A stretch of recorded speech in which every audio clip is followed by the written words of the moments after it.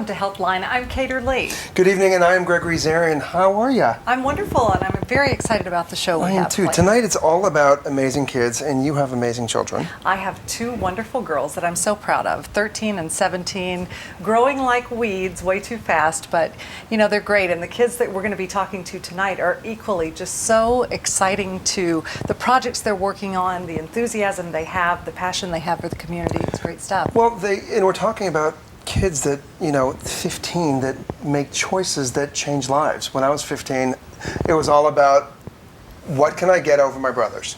Right. And it wasn't about civic time and giving back and any of that. So that's why I think tonight is so special. It is. Well, it starts for all of us at certain points, and I know that you are such a giving person that it started at some point, but with these kids, you're right, it starts very young. They're taking on projects about giving back and giving back in a big way. And changing lives. And speaking of giving back in a big way, let's introduce our first guest who you have personal history with. I do. This young lady at the age of 15 made a choice to do something different.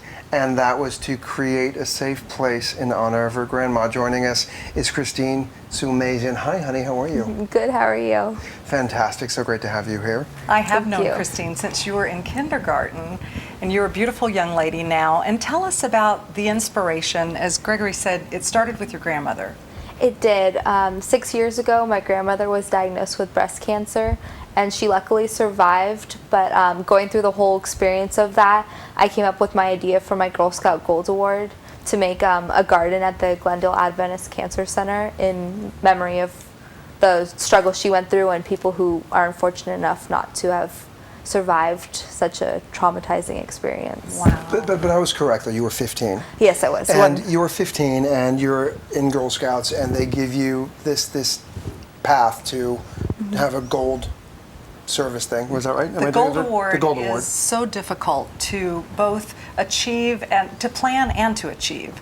And so congratulations to doing that. Little girls, they start out like this and they work all the way up, and by the time they get to their junior, senior years in high school, you start working on a project that is solely yours. So talk about how you did that. How did you begin? Well, you have to go and you have to get approval from the Girl Scout Council, and then you have to get approval from whoever you're working with. So with Mrs. McDougall, I had my connection through the hospital, and we were able to find a project that I could help the cancer center with. So you have to go and present your project to the Girl Scout Council and get their approval on it, and then that's when I went forward with my idea and put it all together. And when you say Mrs. McDougall, it's Tara McDougall, who's now in charge of the foundation at Glendale Adventist Medical Center, but was part of Cancer Services. Yes. So you went to her and said, okay, this is what I want to do. I have this vision of creating a garden for my grandma. You talked to Terrell, and you started planting the little seeds.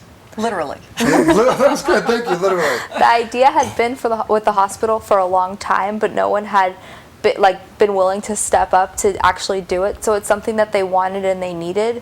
So it was something that I was willing to put in the effort to do, and I'm glad I did it. Cause your grandmother must be so proud of you. And your grandma's name is? Shuku. Okay, that's a great name. Love it. Okay, so when we come back, we're going to hear more from Christine about how she stepped up, planted the seeds, and created this amazing garden for cancer survivors and anyone to come and enjoy. Do not go away. Hi, my name is Christine Sulmazian, and I am a senior Girl Scout, and I have a tip for you on giving back to your community.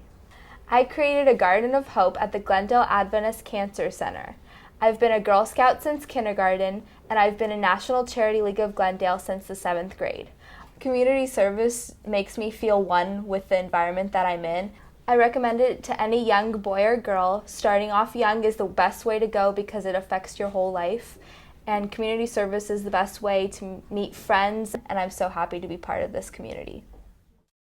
Welcome back to HEALTHline. I'm Gregory Zarian along with Kater Lee, and tonight it's all about amazing kids. Now, we inspire you to join us on our Facebook page, GAMC HEALTHline, and if you have a story that you want to share with us about someone in your family that has done something amazing, about giving back or being selfless, please post your story on Facebook, and we will do our best to get you on our set and share your story with the rest of the community. Just like this amazing story today. Christine's here with us. She's telling us all about the Garden of Hope that you planted there. And so now it's there. And what's the goal? What was the goal as you were laying it out and thinking about what you would do there?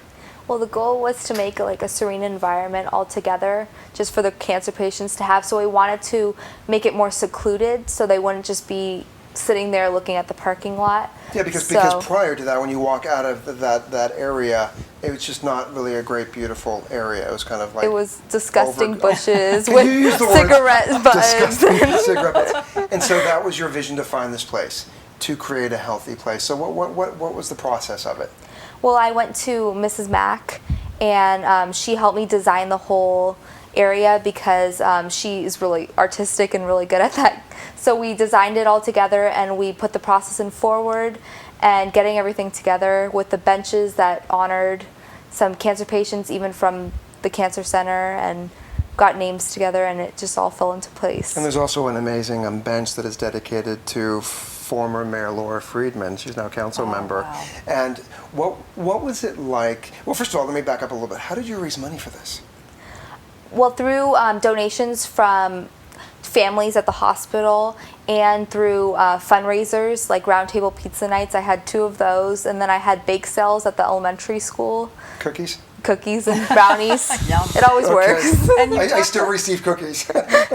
you talked about Mrs. Mack. You're talking about Kelly Mack, who Yes. is a landscape designer now, a former Colleague of That's yours. Right, a former colleague of mine at KNBC, and now a wonderful landscape designer. So you had to clean up and then start planting, right? Yes, because it had to be, all the big bushes had to be pulled out. The only thing that we kept was the big tree in the middle, and then there was a couple bushes in the back that were really pretty, so we wanted to keep those, but everything else went.